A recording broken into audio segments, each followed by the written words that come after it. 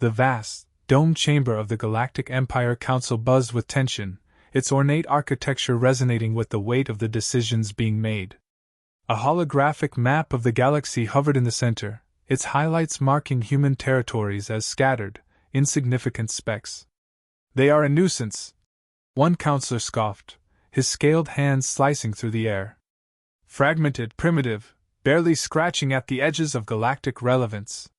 "Yet," another countered, her multifaceted eyes narrowing, "they expand. They innovate. Their presence, however small, is disruptive. We've underestimated them before." The Emperor, cloaked in shadow at the end of the long table, steepled his fingers. His voice was low and deliberate, a predator sizing up its prey. "We cannot afford another Sargith uprising or a repeat of the Lithian debacle. Humans must be reminded of their place." A murmur rippled through the chamber. It wasn't just the humans' growth that concerned them, it was their defiance. A series of skirmishes with human factions had proven costly, far more than the Empire had expected. The Emperor's gaze shifted to an aide, who quickly brought up an image of a man. Weathered face, sharp eyes, a quiet intensity in his expression. "John Kane," the Emperor announced. "A relic of their wars. Retired, yes, but dangerous. He symbolizes their resilience, their audacity. Eliminate him, and the rest will falter." The counselors nodded in agreement. To them, Kane was an old soldier, tucked away on a distant, inconsequential planet. A mere human. The Emperor's decision was final. A strike team was dispatched, their orders clear: bring him back alive, or leave him as a message. Far from the pomp and scheming of the council, John Kane's world couldn't have been more different. His home was a modest cabin nestled in the heart of a lush, untamed wilderness. Sunlight filtered through towering trees as he knelt in his garden, dirt staining his hands. Rows of vegetables grew in neat lines, a testament to his patience and discipline. He paused to wipe the sweat from his brow, glancing at the small wooden cross nearby, marking a grave. His companion, a scruffy dog with gray around its muzzle, sat by his side, wagging its tail lazily.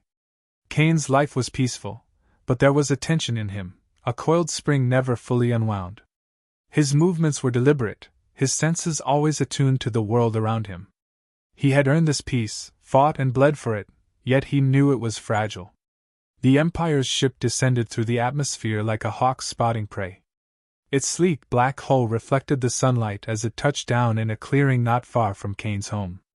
The squad disembarked, their armor gleaming, their weapons humming with latent energy. "An old man in a shack," one of them scoffed, scanning the surroundings. "This is what they're worried about." "Protocol," the squad leader reminded, though even he sounded unconvinced. They moved as a unit, confident, efficient, their steps crunching on the forest floor. Kane noticed them before they noticed him. He stood in his garden, hands resting casually on a spade, his dog growling softly at his side. His expression was unreadable, but his eyes betrayed no surprise.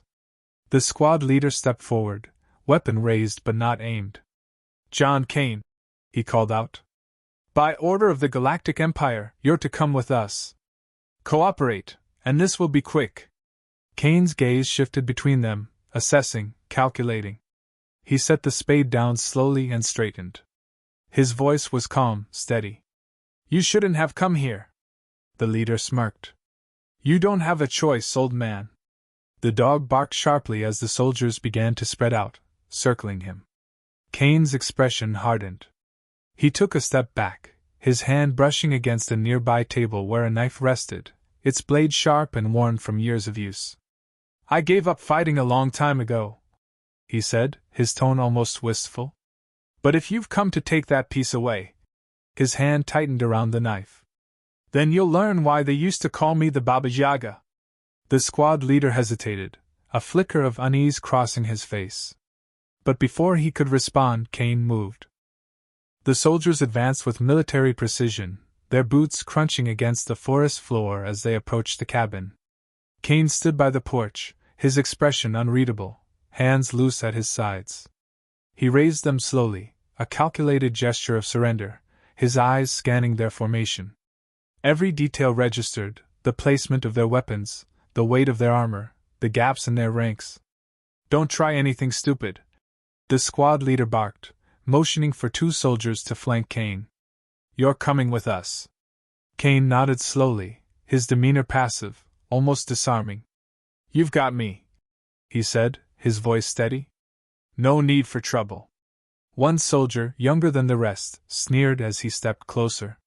"Not much of a fight for a so-called legend." His boot landed on the edge of Kane's garden, crushing a line of carefully tended vegetables. Kane's jaw tightened, his gaze flicking down briefly. "You didn't have to do that." The soldier laughed. "What's the matter?" "A few plants." The sound of barking cut him off. Kane's dog darted forward, teeth bared, growling at the soldier. The man reacted without thought, raising his weapon. The sharp crack of a shot rang out. The dog yelped and crumpled. Silence followed, heavy and oppressive. Kane stared at the lifeless form of his companion, his expression hardening into something colder, sharper. His hands slowly lowered, and a breath escaped him, almost like a sigh. "You shouldn't have done that," he said, his tone low and chilling. The squad leader took a step forward, barking an order for restraint, but it was too late. Kane moved with a speed and precision that defied his age. His hand flashed to his belt, pulling a small blade he had tucked away, and in one fluid motion, it found its mark in the soldier closest to him. The man crumpled before he could fire. The squad reacted instantly, weapons raised, but Kane was already gone, vanishing into the trees like a shadow. The forest came alive with chaos. Shots rang out, striking nothing but empty air. Kane's knowledge of the terrain became his weapon. He moved silently, darting between cover, striking with surgical precision. One soldier felt the snap of a tripwire just before a makeshift explosive, crafted from mining charges and scavenged electronics, detonated, sending shrapnel tearing through their formation. Another stumbled into a snare, his scream cut short as he was hoisted into the canopy. The survivors regrouped, their earlier confidence crumbling into fear. The forest seemed alive, every rustle and shadow a potential threat. Kane exploited this ruthlessly, using misdirection and silence as weapons. A lone soldier, separated from the group, turned in a panic, his weapon shaking. A quiet voice spoke from behind him. "You should have left when you had the chance." The soldier spun, but Kane was faster. With a single, brutal strike, the man fell, his weapon clattering uselessly to the ground. The squad leader, now bloodied and desperate, called for retreat. "Fall back! Get to the ship!" The remaining soldiers broke into a frantic run, abandoning their fallen comrades. Kane didn't pursue. Instead, he stepped into the clearing, watching them flee. His expression was unreadable, but his eyes burned with a quiet fury. One of the fleeing soldiers glanced back and stumbled, his terrified shout echoing through the forest. "He's not human! He's a monster!" When the last of the squad vanished over the ridge, Kane lowered his gaze to his dog's lifeless form. He knelt beside it, his hand trembling slightly as he stroked the fur one final time. Standing, he turned his attention to the wreckage left behind. The shattered garden, the fallen soldiers, it was a scene of both violence and precision. Kane surveyed it with grim determination. The Empire had made a fatal mistake. They had thought him a relic, an easy target. They had forgotten the cost of provoking a man who had spent a lifetime mastering the art of war. Kane disappeared into the shadows of the forest, his movements silent and purposeful.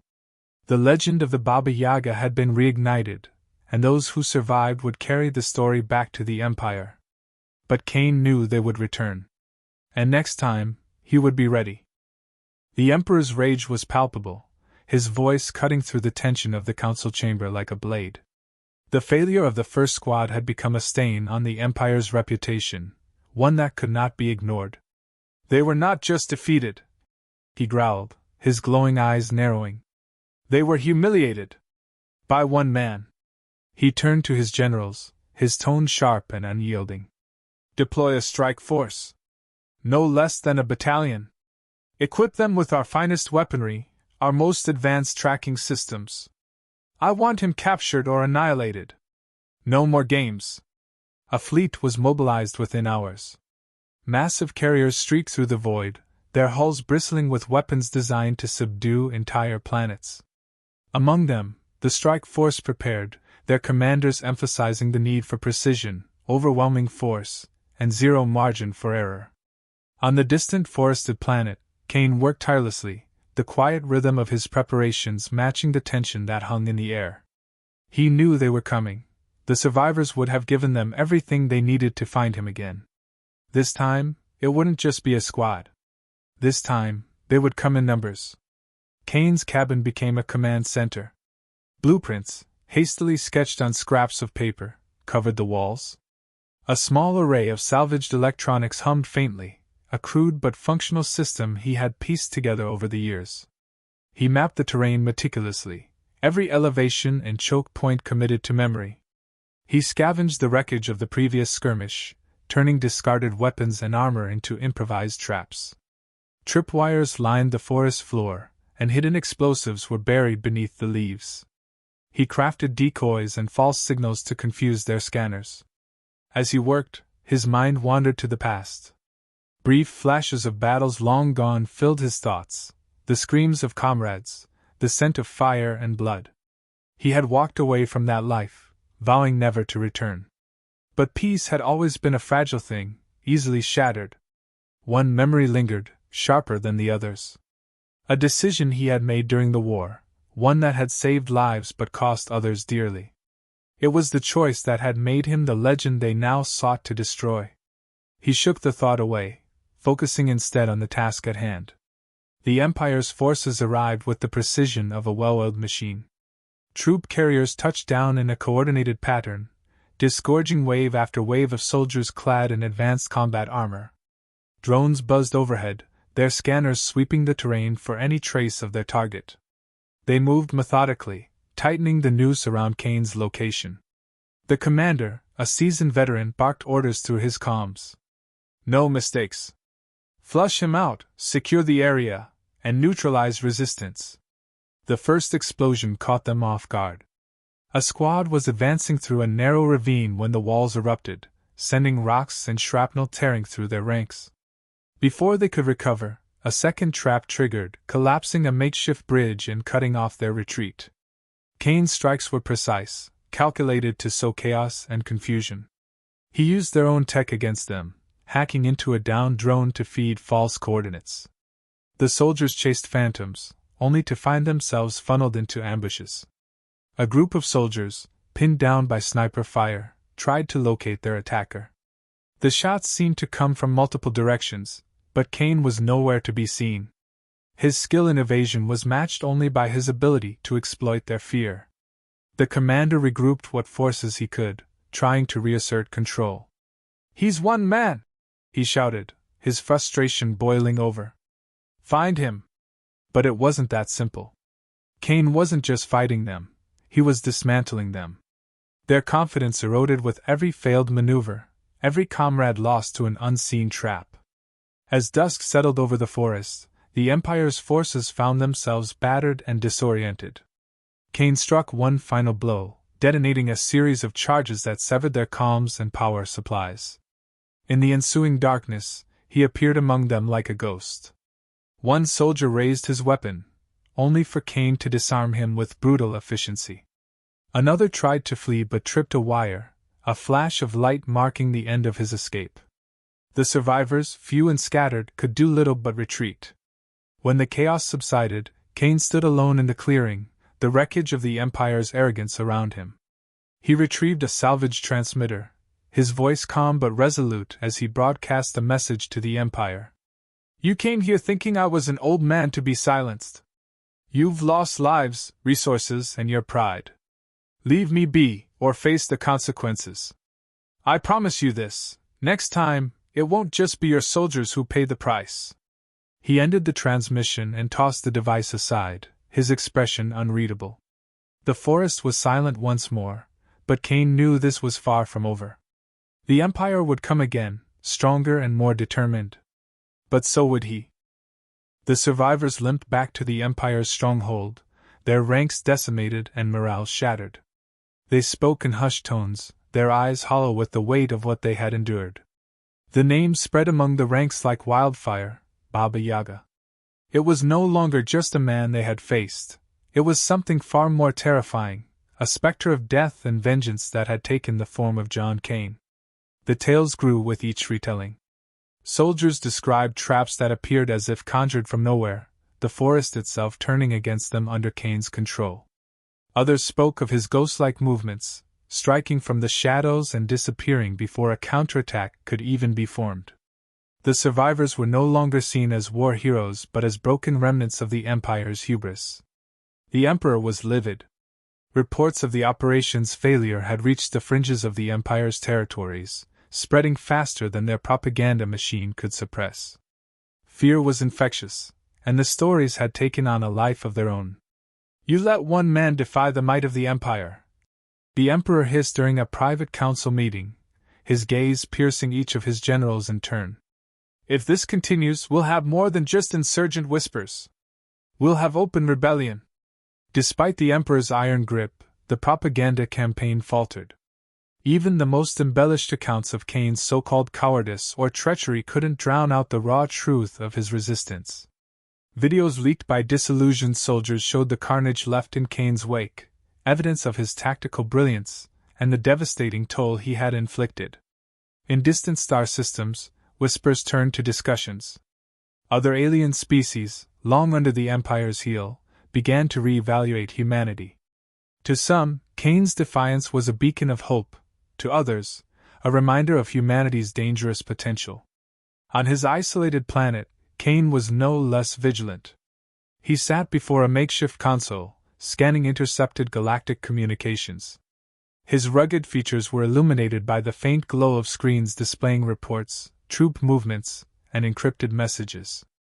The Empire's fear was evident, but so was its resolve. Kane leaned back, processing the information with the precision of a strategist who had spent decades in war. He knew the Empire wouldn't stop. The next assault wouldn't be another battalion but an armada, an overwhelming force designed to crush him and any who dared stand with him. He ran a hand through his graying hair, his thoughts shifting to the planet he had sworn to protect. Earth was vulnerable, its leaders fragmented, its defenses far from unified. Kane understood that his fight was no longer just about survival. It was about sending a message. If humanity was to survive, it needed to be seen as a force that couldn't be subjugated. Reaching for an old, dust-covered device, Kane activated a secure channel. Static crackled before a familiar voice broke through. "John," the voice said, cautious but warm. "It's been a long time." "It has," Kane replied, his tone steady but laced with urgency. "I need your help. The Empire's coming, and they won't stop until Earth is ashes." There was a pause, then a resigned sigh. "I swore I'd never go back to this, John. You know that." "So did I," Kane said quietly. "But we don't have the luxury of walking away anymore. We either stand now, or we fall forever." The line went silent for a moment, the weight of Kane's words hanging heavy. Finally, the voice returned, resolute. "All right. What do you need?" Kane began outlining his plan, his voice measured and precise. He spoke of supply chains, covert operations, and a growing network of resistance fighters willing to stand against the Empire. It wasn't just about fighting back, it was about survival, about showing the galaxy that humanity wouldn't be cowed. Meanwhile, in the Empire's core, the debates raged on. The Council was divided, the fear of further humiliation clashing with the desire to obliterate the growing myth of the Baba Yaga. "He's a single man," one general argued, slamming his fist on the table. "We've faced entire rebellions and crushed them. Why is this any different?" "Because he's not just a man anymore," another countered, her voice tinged with unease. "He's a symbol. The longer we chase him, the stronger that symbol becomes." The Emperor silenced them with a raised hand, his expression cold and calculating. "Symbols are powerful, yes. But they can also be destroyed. If Kane has become the Baba Yaga, then we will hunt him as such." Dispatch the fleet. Leave no corner of that planet untouched. I want him found and brought before me, dead or alive." The council fell silent, their objections quelled by the Emperor's unrelenting resolve. Orders were issued, fleets mobilized, and the Empire prepared to strike with overwhelming force. But even as the Empire doubled down, the seeds of doubt had been sown. The soldiers who had faced Cain knew the truth. They weren't fighting a man, they were fighting a legend. And legends, once born, were not so easily erased. As the galaxy braced for the next confrontation, Cain prepared in silence, his mind a storm of strategies and contingencies. He knew the odds were against him. But he also knew that fear was a weapon as potent as any blade or blaster. The Baba Yaga wasn't just a name. It was a promise. A reckoning. And the Empire, for all its power, was about to learn that some battles couldn't be won through brute force alone. The sky above Cain's forested refuge darkened with the ominous shadow of the Empire's fleet. Dozens of ships, their hulls bristling with weapons, hovered like predators circling their prey. This was no surgical strike, it was annihilation made manifest. Every soldier aboard had been briefed with the same directive: leave nothing standing.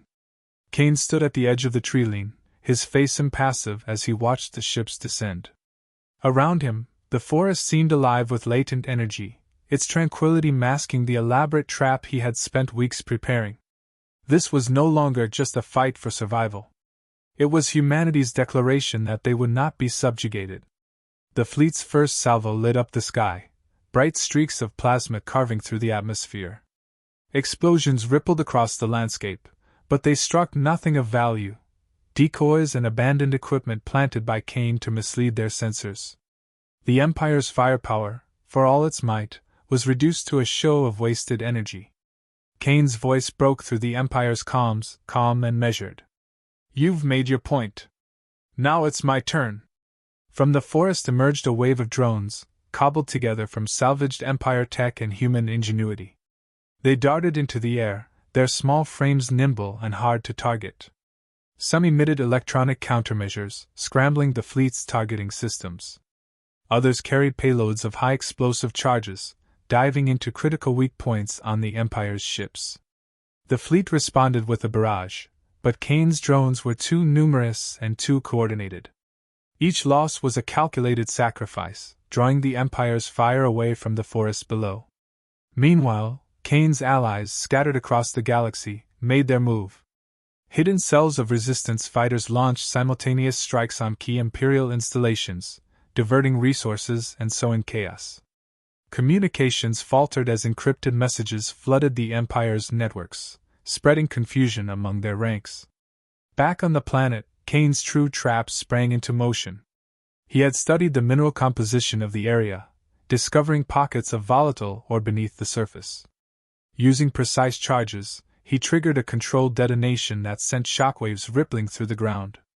Entire sections of the Empire's landing zones collapsed, swallowing equipment and personnel into fiery chasms. The soldiers who advanced on foot found themselves in a nightmare of Cain's design. Traps concealed beneath the underbrush caught entire squads off guard, while automated turrets, powered by solar arrays Cain had hidden, fired with relentless precision. The Empire's commander, aboard the fleet's flagship, watched the carnage unfold with mounting frustration. "He's just one man!" he bellowed, slamming his fist against the console. "No, sir," his second-in-command corrected quietly. "He's an army." In a daring move, Cain himself infiltrated one of the downed cruisers. Using the knowledge he had gained from dissecting captured Imperial tech, he overloaded the ship's reactor, timing it to detonate as the remaining fleet moved into position. The explosion was cataclysmic. The flagship was caught in the blast radius, its shields overwhelmed by the sheer force. Cain's voice came through the comms again, cutting through the static. "Go home," he said simply. "You can't win this." The fleet faltered. The commander, now panicked and desperate, called for a full retreat. The cost of this operation had far exceeded what the Empire had anticipated, and the specter of the Baba Yaga loomed larger than ever.